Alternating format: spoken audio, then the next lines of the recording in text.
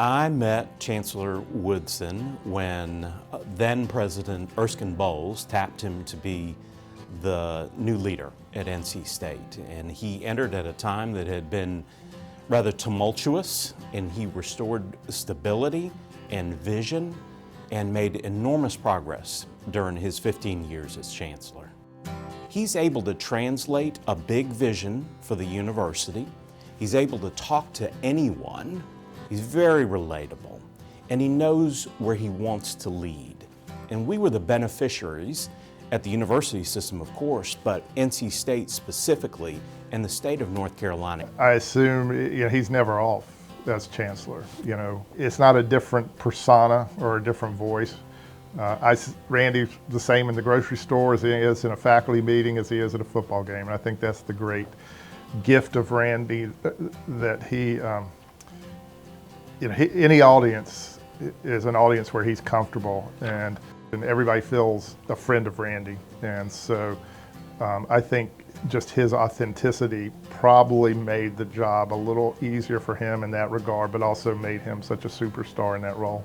A lot of people know him now as the Chancellor, but the bulk of my upbringing with him, he was a professor that rode his bike to campus in Birkenstocks and taught other college students. Oftentimes our Thanksgivings consisted of his graduate students coming by and eating with us. So I fondly remember always being kind of around academia and education in particular. That's how we grew up. Randy was a special friend to me, but he was also a colleague, just as he was in education. But he brought that friendship because he cared about you, and that was genuine. And so you knew he cared about you, cared about what was important to you, and because of that, he was your friend. And I think for all of us in education who had the opportunity to interact with him, when you did interact with him, you felt like he was a friend who cared about you, and that's what truly makes him special. Be a drifter since the day I turned 16, watching my dad fix up cars and the smell of gas. Chancellor Woodson led the way to build bridges to public schools and to community colleges. They've increased the number of community college transfer students over the years tremendously. Community college students were important to Randy.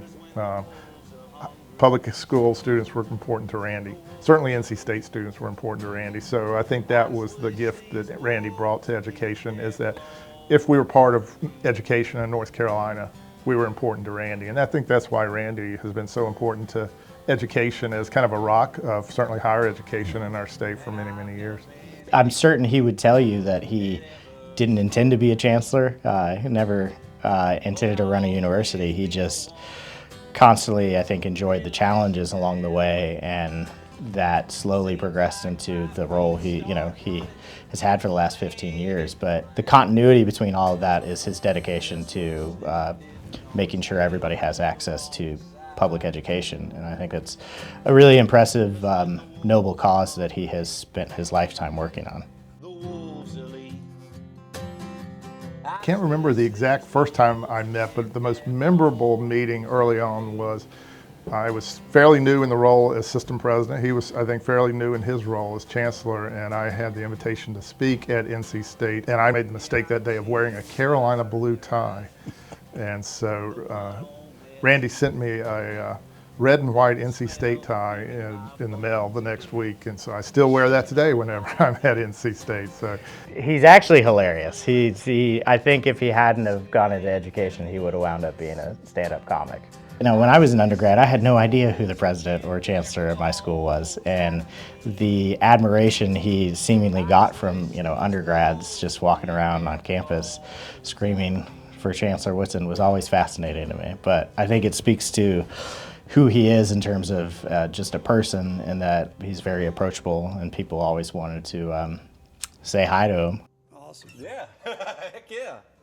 Chancellor Woodson, I wish I could be with you and Susan and my good friend Keith Poston and all of the public education supporters tonight at this event, and I apologize because I'd love to be there. I would, in fact, if they gave me the mic, I'd roast you a little bit, but just know how much I love you and respect you and admire you, and as always, go Pack.